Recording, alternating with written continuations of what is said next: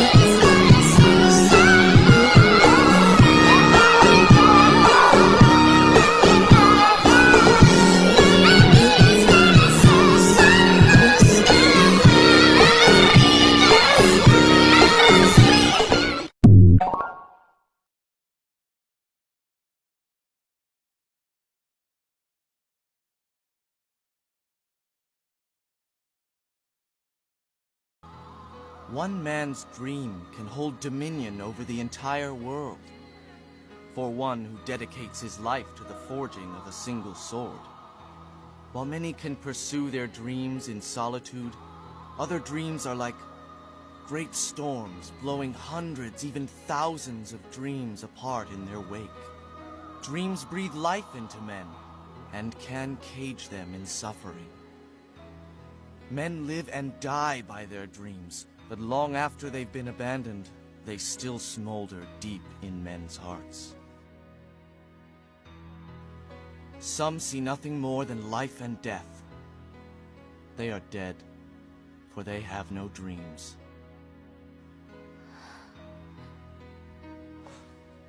I'm sorry, I seem to have gotten carried away. I hope that I haven't bored you, Princess. Oh, not at all.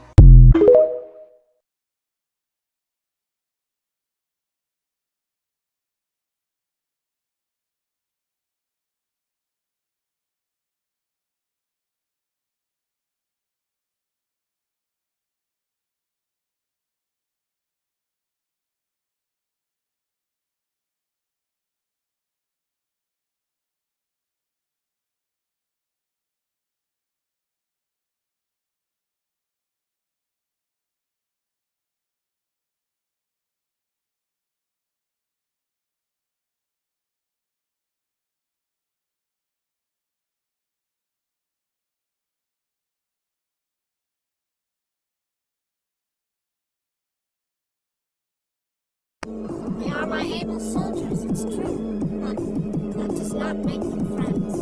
For me to call a man my friend, he must be equal to me in all respects.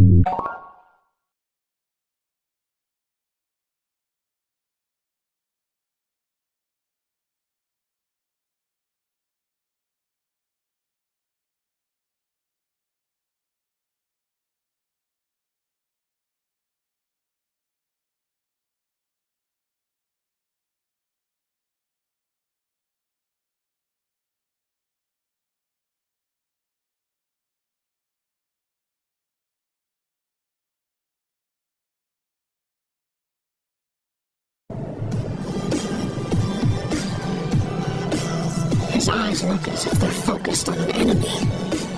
But even if he hates me or considers me a traitor, I must go.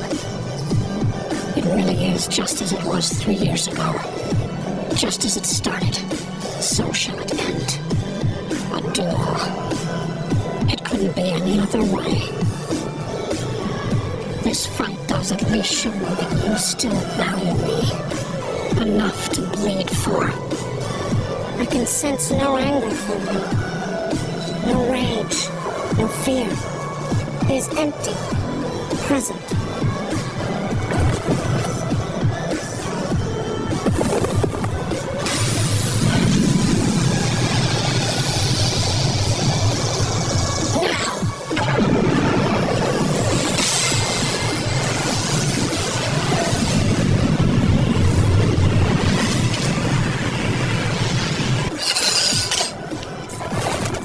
Farewell.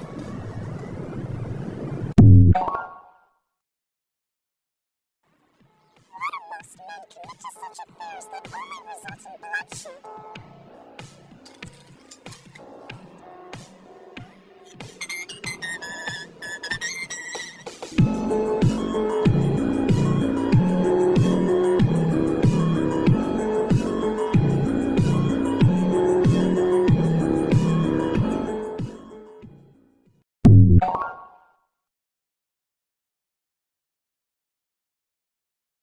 And I was trapped. I, alone, had no body, no senses, no feelings. I was in hell, looking at heaven, for I am. I was machine, and you were flesh. And I began to hate.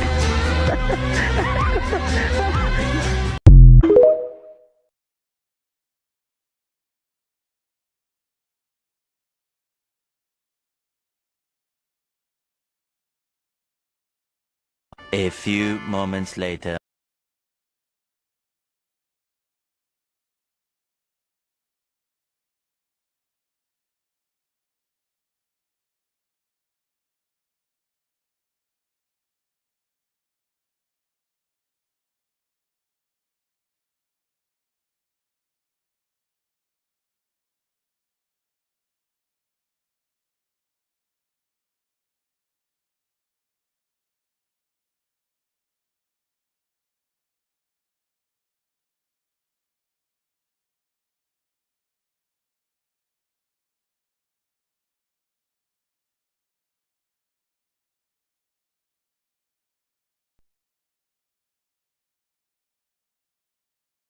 Griffith's torture in Berserk is far more brutal than what the anime portrays. After being falsely accused of treason, he is imprisoned and subjected to relentless torment. The torturer meticulously avoids his vital organs while stabbing him with metal spikes, ensuring he stays alive to endure more pain. His skin is burned with hot irons, and by the time Guts arrives to rescue him a year later, Griffith is a shadow of his former self, emaciated, mutilated, with severed tendons, missing his tongue, and utterly broken. However, the manga takes his suffering to an even darker level. After the King of Midland savagely lashes him with a whip, he grants the torturer free rein to inflict whatever horrors he desires, so long as Griffith survives for an entire year of agony. The torturer later boasts about his sadistic methods. He didn't just sever Griffith's tendons or burn him, he also submerged him in boiling water, sliced out his tongue and kept it as a twisted trophy, and even peeled away his skin, particularly from his face, to admire the raw muscle and exposed blood vessels beneath.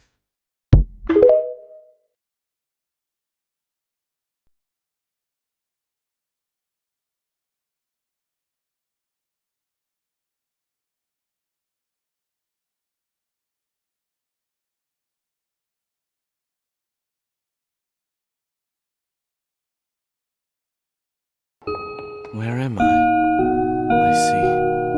A dream. Hey, wait. Where did everybody go? Well then, my life will be a peaceful one. A dream.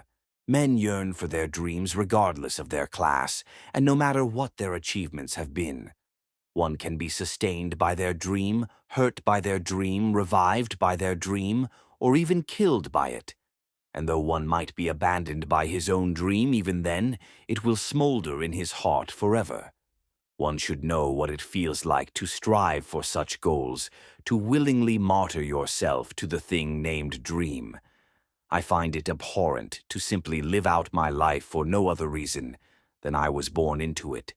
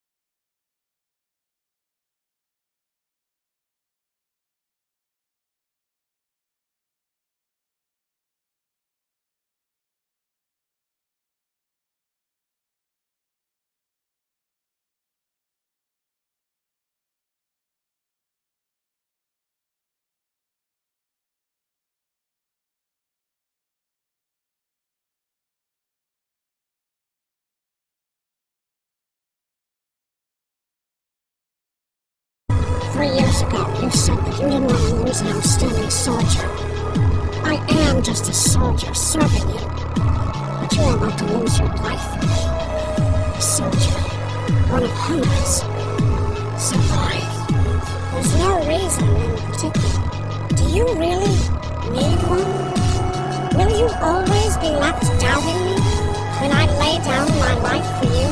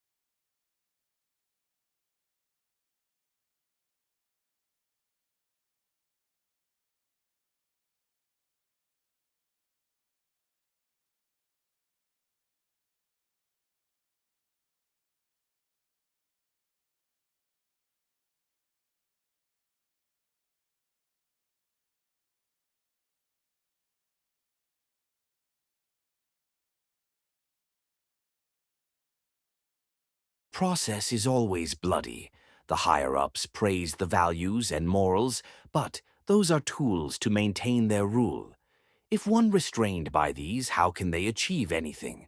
Those who step in the upper society, who does not have a blood-stained hands, stepping on corpses along the way. Any ruler or a leader's hands are dirty, and so-called philanthropists are merely using money to gain recognition in society. It is just that the successful are good in hiding their past acts.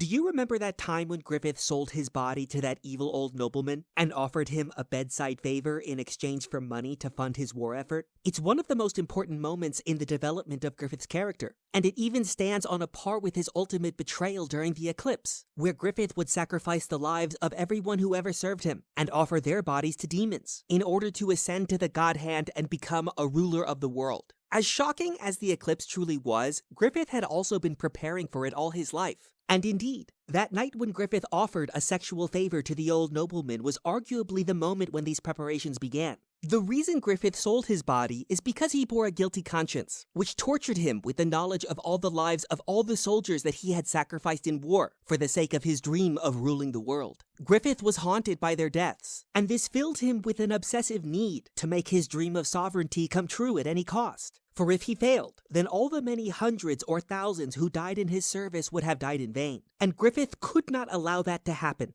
He needed to become a king, because then their sacrifice would have meaning, and then they would have died for the sake of his glory, like saints who die for God. And so Griffith was prepared to do absolutely anything to secure his dream. He would gladly offer a sexual favor to an evil old noble if it would help him turn his soldiers into saints, for this was how Griffith honored his soldiers. And yet, at the same time, it was also a sinister kind of honor that Griffith supplied, because he was already thinking of his soldiers not as people, but as sacrifices in his honor. Their lives and deaths had meaning only in relation to him, as cobblestones on which he must step on his journey to kingship. For that's what they had to be in order for Griffith to live with his tortured conscience. He had to tell himself a story about the destiny that he deserved, a destiny as a god king, whose glorious ascension could justify all the death that he had brought into the world. And now that Griffith already walks a path paved by the dead, he can never stop sacrificing ever more lives. He must endlessly stack body after body on the altar of his own divinity. For if he ever stopped, if he ever gave up on his dream,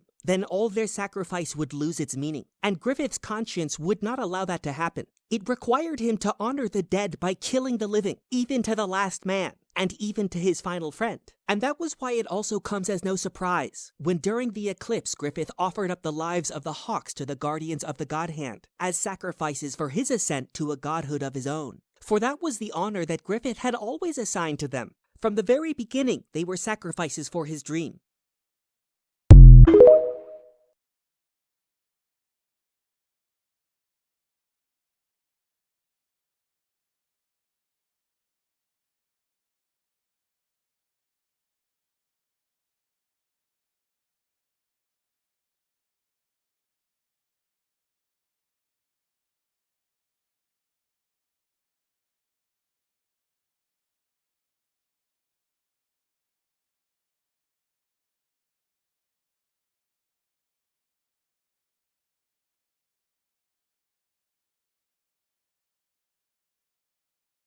A dream.